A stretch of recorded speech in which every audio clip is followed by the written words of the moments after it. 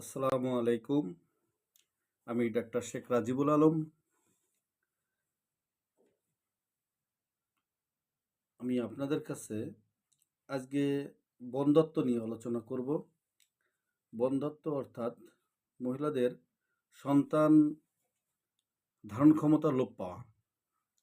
এটা সাধারণ অবস্থায় মহিলাদের ক্ষেত্রে বেশি দেখা যায়। পুরুষের বেলায় খুবই কমই আছে যে তাদের এই সমস্যাগুলো দেখা দেয়। বেশিরভাগই মহিলাদের ক্ষেত্রে দেখা দেয়। সাধারণ অবস্থায় মোটা স্বাস্থ্য, স্থূলকায়ত্ব বা জরায়ুতে সিস্ট বা টিউমার হলে বা ইনফেকশন হলে আরও একটা কারণ দেখা যায় যে মহিলাদের যদি রক্তশূন্যতা থাকে তাহলে সন্তান ধারণে অক্ষমতা আসে। আর সাধারণ অবস্থায় এটাকে বন্ধ্যত্ব বলে। আল্লাহর রহমতে হোমিও ওষুধ খেয়ে অনেকেই উপকার পেয়েছেন এবং উপকার পাবেন ইনশাল্লাহ। আমি সে সম্পর্কে কিছু বলবো। যারা দুর্বল, মাসিক নিয়মিত হয় না এবং অতিরিক্ত সাদা সিরাপ যায়, সাদা হলদে সাদা সিরাপ যায়, দুর্বল রোগী, এদের জন্য সাধারণ অবস্থায় আমরা অ্যাগনাস্টকাস্ট 3x 3-4 ফোঁটা ওষুধ 10 ফোঁটা পানির সাথে মিশিয়ে নিয়মিত কিছুদিন 3 বার সেবন করলে আলহামদুলিল্লাহ সন্তান ধারণ ক্ষমতা এসে যায়। মহিলাদের সাদা সিরাপজনিত যে সমস্যাগুলো আছে, সাদা সিরাপের কারণে জরায়ুতে ইনফেকশনও হতে পারে, বন্ধ্যত্ব প্রবলেমগুলো দেখা যায়। এর জন্য সাধারণ অবস্থায় যারা স্বাস্থ্য একটু ভালো, একটু মোটা প্রকৃতির, মাসিক নিয়মিত হয় না, এই জাতীয় লোকদের জন্য, মহিলাদের জন্য সিপিয়া 200 সকাল বিকাল সেবন করলে আলহামদুলিল্লাহ খুবই ভালো রেজাল্ট আসে।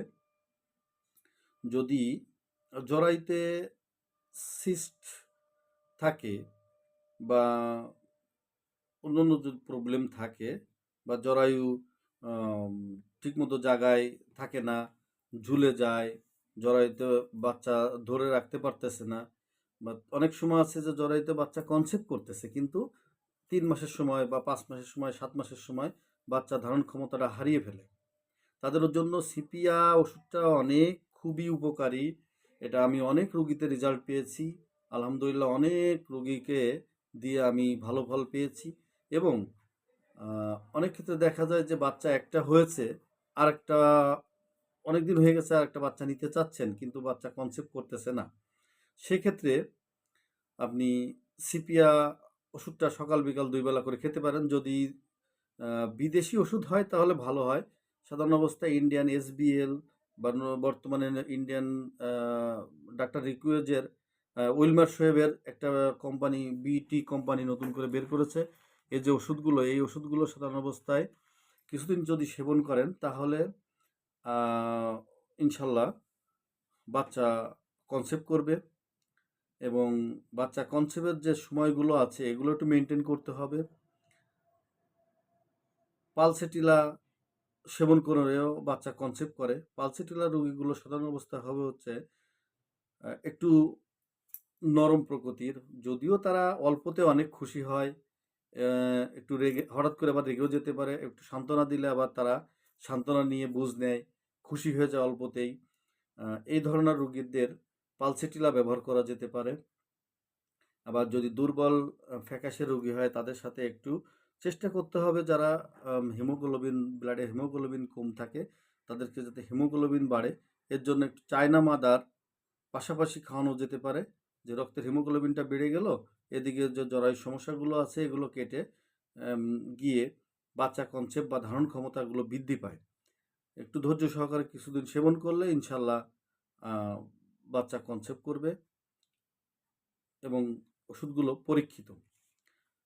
বাইরের ওষুধের মতো কম্বিনেশন যে ওষুধটা আছে সাধারণ অবস্থায় র্যাক্সের 78, র্যাক্স 78, এই ওষুধটা যদি কয়েকটা ফাইল খাওয়ানো যায় তা বন্ধ্যত্ব সমস্যা কেটে যেতে পারে।